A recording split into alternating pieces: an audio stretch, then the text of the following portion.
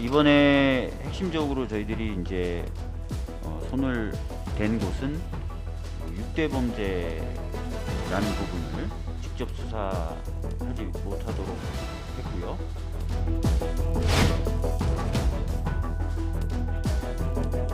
문재인 정부와 민주당이 검수완박 법안 처리를 강행하려면 국민들에게 소상하게 설명하고 이해를 구하여야 합니다.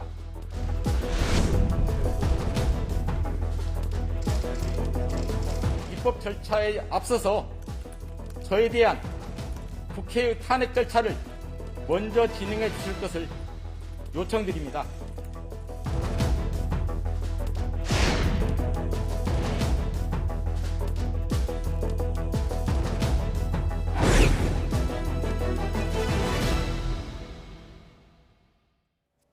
네, 민주당이 검찰 수사권을 폐지하는 검수완박 법안을 발의했습니다. 새 정부가 들어서기 전에 단독으로라도 처리하겠다는 의지를 보였는데 국민의힘은 물론 국민 여론도 만만치는 않습니다. 이강윤 한국사회여론연구소장과 함께 관련 내용을 좀 자세히 짚어보겠습니다. 소장님 어서 오십시오. 안녕하십니까. 반갑습니다. 검수완박 이렇게 부르긴 합니다만은 네. 이게 그럼 구체적으로 어떤 법안이고 어떤 내용이 들어있느냐 이거 좀 일단 시작을 그렇게 해보죠. 검수완박 네 글자인데 예. 검찰 수사권 완전히 박탈한다. 그 한 글자씩 따서 검수완박이잖아요. 예.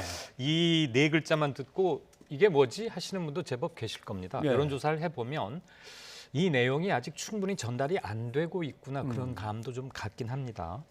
지금 그동안은 검찰이 수사를 두 갈래로 해왔지 않습니까? 경찰에서 초벌 수사를 해서 송치되는 이른바 송치 사건, 예. 그리고 검찰이 자체 인지 또는 기획 수사를 하는 것. 대개 두 번째 것이 뉴스의 초점이었고 우리가 흔히 익히 들어왔던 검찰 중수부 또는 뭐 특수부 주로 예. 이런 데서 이런 걸 해왔는데 검경 수사 조정을 하면서 상당 부분을 경찰로 넘겼고요. 예. 지금은 경제 분야 그리고 고위 공직자 수사 범죄, 방위 산업, 대참사 이를테면 뭐 세월호라거나 가습기 대책 이런 거겠죠. 예. 등 6개 분야만 현재 검찰이 수사할 수 있도록 남겨뒀었는데 그게 1년 전이었죠. 예. 이것 때문에 당시 윤석열 검찰총장이 사퇴를 하고 정치에 뛰어들 계기 중에 하나가 되기도 했고요. 네. 이제 민주당에서는 그것마저 그 6개마저 수사권을 다른 수사기구로 넘기고 현행 검찰의 기구와 인원과 권한을 축소하겠다. 예. 그리고 검찰은 기소만 담당하게 한다. 그래서 기소청 가칭입니다. 예. 기소청과 지금 제가 조금 전에 말씀드린 역 6개 수사를 맡아서 하게 될 좀 줄어든 수사기구로 이렇게 쪼개겠다는 것이죠. 검찰로 봐서는 자기의 기존의 힘이 많이 빠지는 거 아니겠습니까? 예. 이를테면 수사권이 없어지니까. 그래서 많이 반발하고 있고요. 참고로 이런 식의 형사사법 지금 대손질을 보고 있는 과정인데 지난번 작년에 했던 게 1차 개혁이라면 예. 지금 이거는 2차이자 완결편이라고 민주당은 말하고 있는 것이고요. 참고로 이것은 1954년 형사소송법이 이 현행과 같은 틀을 갖춘 것으로부터 치면 약 70년간 유지되어 왔던 것입니다. 알겠습니다. 뭐 국민의힘과 민주당과 국민의힘은 뭐 연일 거칠게 뭐 네. 서로 공격하면서 충돌하고 있는데 한번 얘기 좀 들어보겠습니다. 네. 예. 한 내정자의 첫 일성 역시 검찰개혁 입법 저지였습니다. 일개 장관 내정자가 국민을 대표하는 국회의 입법 권한을 저지하겠다고 공언한 것입니다. 삼권 분립과 대의민주주의를 정면 부정하는 특권 검찰의 민낯입니다. 검수완박은 이재명 방탄법입니다. 대장동 게이트, 백현동 옹벽 아파트, 성남FC, 권력 범죄를 은폐하기 위해 수사 자체를 막아버리겠다는 의도입니다. 민주당은 착각하지 말아야 합니다. 권력자의 범죄는 결코 숨길 수가 없습니다. 문 대통령은 국민을 설득하지 못한다면 검수완박 거부권을 행사해야 합니다. 네. 근데 민주당은 네. 속도를 내서 빨리 처리를 하려고 그랬고 거기에 대해서 여론은 뭐 이렇게 서두르지 준비도 안 돼 있는 것 같은데라고 했는데 예. 마침 또 법무장관 후보에 한동훈 검사장이 이제 임명되니까 뭔가 또 여론이 다시 또 힘을 받았는지 예. 민주당이 또 밀어붙입니다. 민주당이 서둘러서 빨리 처리해야 되는 배경은 어떻게 보십니까? 상당히 긴장이 조성되고 있죠. 예. 검수완박법을 지금 현행 문재인 정부 임기 내에 처리하지 않으면 물론 앞으로도 2년간은 더 민주당이 국회에서 다수석이긴 하지만 예. 다음 정부 내에서 추진을 해도 윤석열 당선인 이제 곧 대통령이 되겠죠. 그렇죠. 그럼 윤석열 대통령이 이걸 거부권을 행사하지 않겠느냐. 그러면 입법하기가 굉장히 힘들고 민주당은 검수완박, 검찰로 하여금 수사권을 완전히 뺏는 것, 회수하는 것이야말로 자기들이 쭉 해왔던 검찰 개혁의 대미를 장식한다고 생각하고 있는 것이죠. 예. 국민의힘은 반대하고 있고요. 그리고 이 직전에 검찰에서 아주 강력히 반발했고 심지어 법무부에 파견돼 있는 검사들도 하나같이 모두 다 반대를 했지 않습니까? 예. 그래서 대개 인사청문회를 앞두면 장관 후보자는 국회에 몸을 낮추고 잘 보이게 하는 게 상례인데 아주 대놓고 야반 도주라는 거친 예. 게 들리는 말도 했고요. 그러니까 정의당에서는 오늘 또 대낮 활극이다 이런 말까지도 했는데 정권 교체기 현 임기 말이자 새 정부 출범을 앞두고 가장 큰 이슈이자 최대 대립점이 형성이 됐는데 시한을 못 받고 있지 않습니까? 문재인 정부 임기 내에 하려고 하니까 국회에서는 일촉즉발일 수밖에 없고요. 이게 참 갈수록 커지는 뉴스가 될 것 같습니다.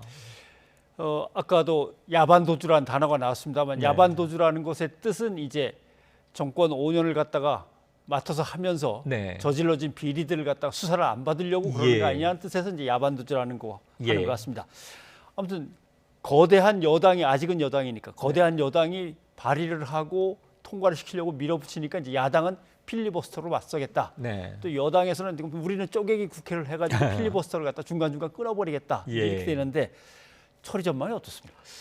쉽지 않아 보입니다. 방금 앵커께서 두 당의 전략과 향후 원내 통과, 법안 통과가 할 때 예상되는 점을 아주 정리를 잘 해주셔서 제가 말씀 특별히 보탤 건 없습니다만 국민의힘이 필리버스터에 들어가서 저지에 나선다면 필리버스터를 무력화시키는 것은 180석, 60% 이상의 찬성이 필요한데 현재 민주당 172석에다가 민주당의 우호적인 무소속 등등을 다 합쳐도 178, 9 정도밖에 안 되거든요. 그래서 정의당 6석의 도움이 어느 때보다 필요한데 정의당은 이렇게 현 정부 임기 내에 서둘러 끝내려고 하는 것에 반대한다라고 그렇죠.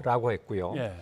그래서 쉽지 않아 보이죠. 그러면 회기를 쪼개가지고 사나흘씩해서 지금 두 건만 처리하면 되는 겁니다. 형사소송법 개정안과 검찰조직법.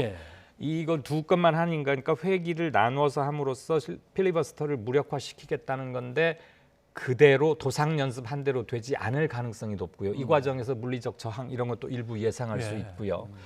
그 원내 통과 전략을 지금 섣불리 말씀드리기는 조금 애매한 게 아닌가. 물론 수적으로 민주당이 하려고 들면 전혀 불가능한 건 아닙니다만 그 과정에서 상당한 무리가 나올 수도 있겠다는 생각입니다. 물론 뭐 박수로 만장일치로 그냥 당론을 정했다고 하지만 사실 반대하는 사람도 있었으니까. 네, 민주당 내에서도 지금 소수이긴 하지만 이견이 나오고 있기 때문에 그래서 더더욱 당론 투표를 하게 하려고 만장일치 당론으로 정했던 거 아니겠습니까? 비밀 자유투표에 붙여버리면 물론 정책투표는 기명투표니까 누가 파악은 할 수 있습니다만 그걸 방지하려고 해도 민주당 자체만으로는 172석이란 얘기죠. 그런데 네. 국민의 입장에서 이걸 쳐다보면 예. 당끼리의 뭐 이제 정쟁이 아닌 국민의 입장에서 보면 자 어떻게들 생각하고 계실까? 근데 여론조사 결과를 보면 네. 아까는 잠깐 반대하는 게 훨씬 더 많은 여론조사가 나왔는데 또 어떤 여론조사는 또 그렇지도 않고 이게 그렇습니다. 좀 혼란스럽습니다. 그렇습니다. 지금 자막 나가고 있네요. 리얼미터 조사한 거에 의하면 검찰로 하여금 수사를 완전히 못하게 하겠습니다. 그랬더니 그렇게까지 할 거 있습니다가 한 38% 정도고요. 그거는 좀 급격한 거 아닙니까? 그리고 그래서 아무튼 반대한다가 반을 조금 넘습니다.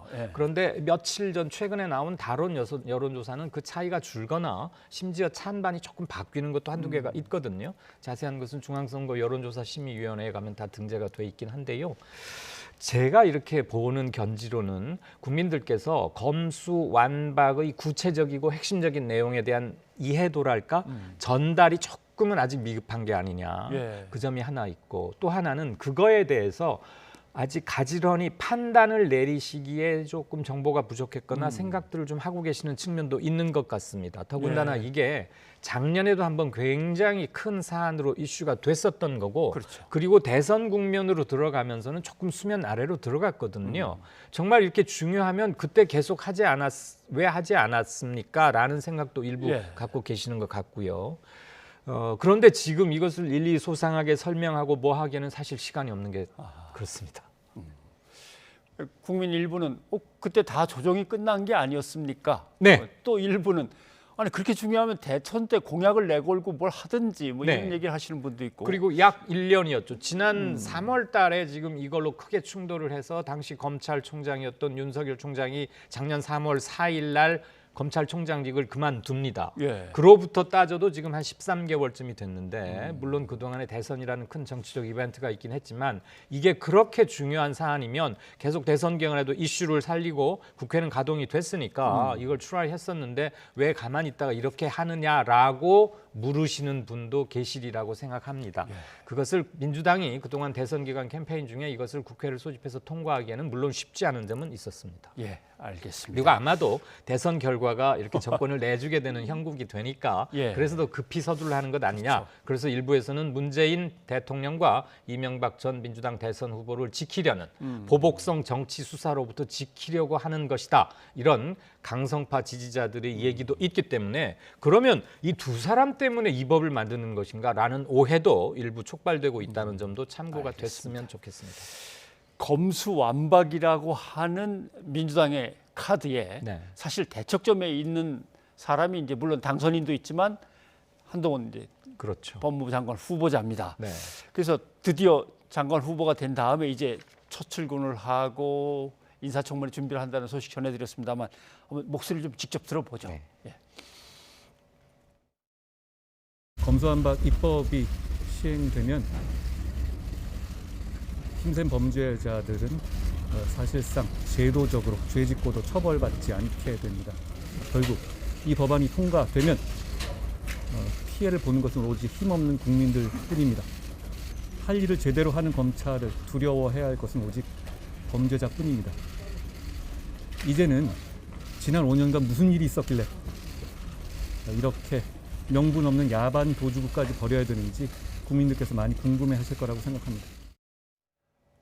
네, 뭐 민주당은 단단히 벼르고 있을 텐데 청문회 전망을 어떻게 보십니까? 누가 봐도 윤석열 정부에서 윤석열 당선인이 한 장관급 인사 중에서 가장 쇼킹 또는 파란 뭐 이런 얘기도 언론 제목에 보이던데요. 그것은 한동훈 법무장관 지명자 후보자가 아닐까 싶습니다. 윤석열 당시 검찰총장 현 당선인과는 여러 면에서 뗄래야 뗄 수 없는 마치 2인 3각의 관계라고도 할 수 있고요. 그리고 주요한 사건에 최근에 무혐의 판결이 나오긴 했습니다만 이른바 채널 A 검언 유착 사건의 피의자이기도 했고요. 그렇죠. 고발 사주 문건에 대해서는 정확한 그 역할이 부각되지는 않고 있습니다만 우선 고발 사주건에 대한 수사가 제대로 이루어지지 않은 점도 있고요. 그러나 모종의 연루 내지는 관련이 있는 것 아니냐는 강한 추측도 제기되고 있고 그 한동훈이라는 이름이 갖고 있는 상징성 이것 때문에 안 그래도 전운이 높았는데 오늘 방금 출근길의 발언도 시청자 여러분께 전달이 됐습니다만 민주당으로서는 그냥 넘어가기 힘든 지점이 아마도 있을 겁니다. 조국 수사의 주임 최핵심 검사이기도 했고요.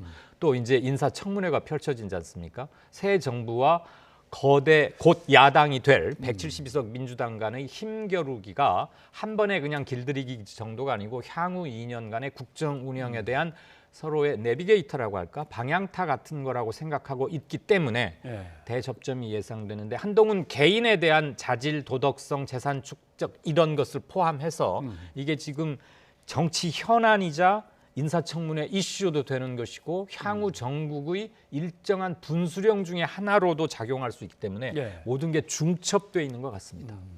어떤 거는 계속 논란이 됐던 네. 이제 의혹을 이제 가지고 논란이 됐던 어떤 정치적인 쟁점이었지만 전혀 정치적인 쟁점이 아니었던 뭐 재산이라든가 이런 것들은 이제 아직 모르니까 이제 봐야 되겠군요. 근데 언론들 뭐 취재가 계속 이제 나오겠죠. 취재를 하겠죠.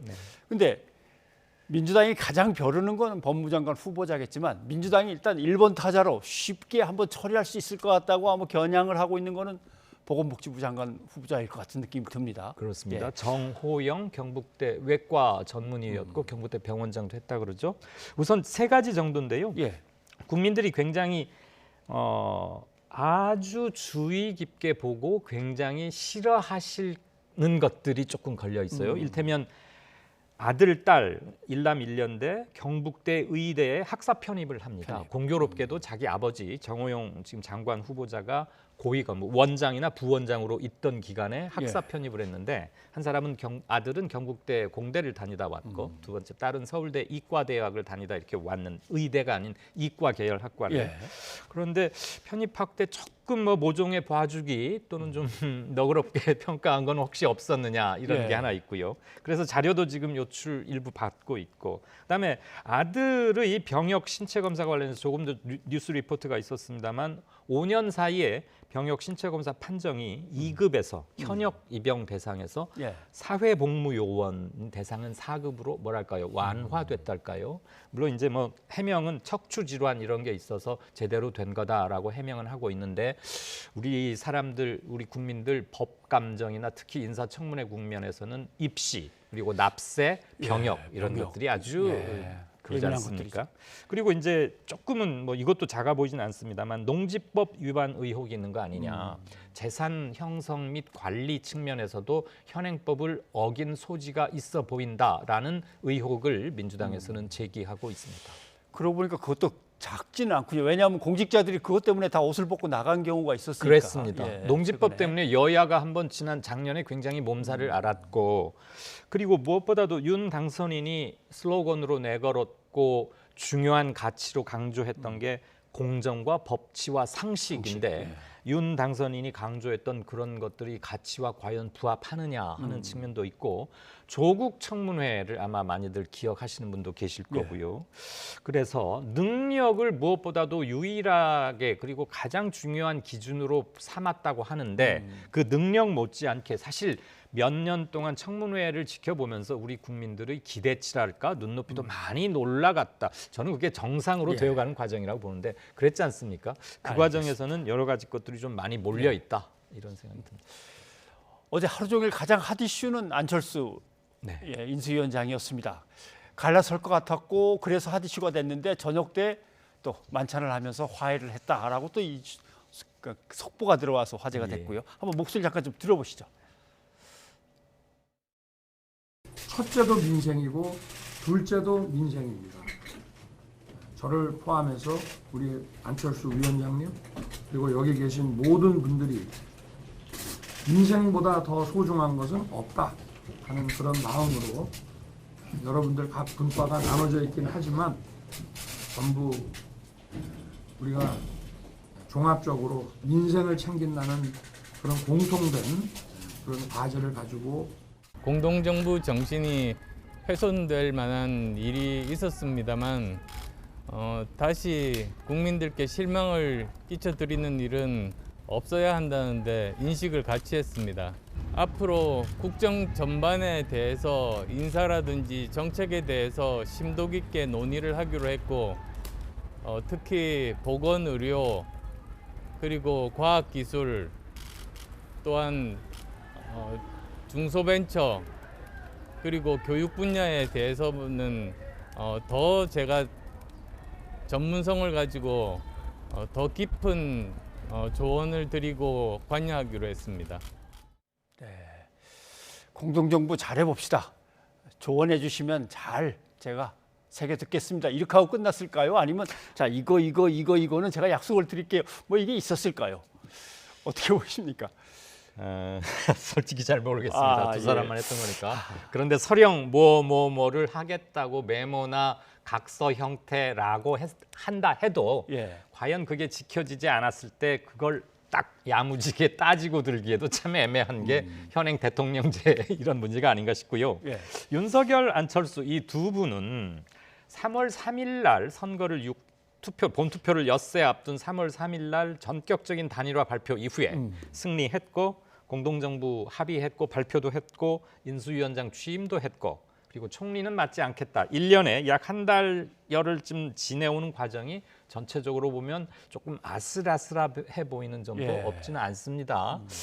이번에도 방금 안철수 대표가 공동정부 정신이 훼손된 사례가 있었다라고 아주 분명하게 언표를 했지 않습니까? 예. 그게 무엇인지는 굳이 밝히진 않았지만 짐작하기엔 그리 어려워 보이진 않고요. 예. 근데 적어도 장관 인선은 이미 1차 마무리가 됐기 끝나버렸어요. 때문에 발언할 또는 이른바 뭐 몫이라는 말을 제가 꼭 쓰고 싶진 않습니다만 공동정부 정신이 제대로 구현되고 있지는 잘 않아 보인다.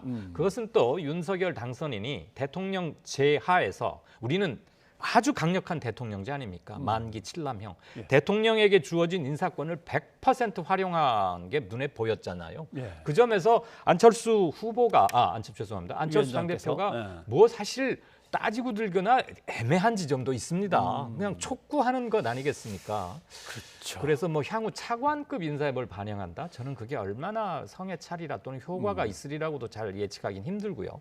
그리고 청와대의 축소를 공언한 바가 있기 때문에 청와대 라인업 비서진을 짜는 과정에서도 의중이 반영되기 힘들 뿐더러 설령 그것은 표가 잘 안 나는 것이고 그렇죠. 그거는 더더욱 장관과는 다르기 때문에 예. 대통령의 직선 라인이라는 느낌이 있어서 아마도 대통령 그 정책 기능을 보좌할 이른바 민관위원회라는 것을 만들겠다는 게 윤석열 당선인의 공언이자 구상인데 예. 그 실체가 아직은 드러나지 않았습니다. 그런데 그게 상당한 역할을 하리라고 선거 전, 투표 전부터 말을 해온 바 있으니 그 기구 및 규모, 인선을 보면 지금 안 대표가 얘기한 공동정부 정신의 일부가 구현되는 것을 볼 수는 있겠죠. 그러나 이미 상당히 퇴색하고 있는 건 아닌가 하는 생각. 여전히 아슬아슬한 거는 맞는 얘기인 네. 것 같군요. 알겠습니다. 자, 소장님 오늘 여기까지 듣겠습니다. 고맙습니다. 고맙습니다.